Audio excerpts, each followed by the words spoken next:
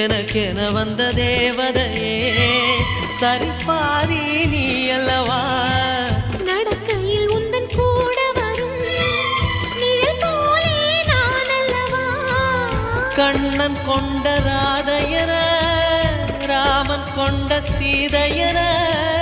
மடி சேர்ந்த பூரதமே மனதில் வீசும் மாருதமே நன்றி சொல்ல உனக்கு வார்த்தை இல்லை எனக்கு நான் தான் மயங்குறேன் என்னுடைய மனச தந்துவிட்ட பிறகும் ஏம்மா கலங்குற நெடுங்காலம் நாம் புரிஞ்ச தவத்தாலே நீ கிடைச்ச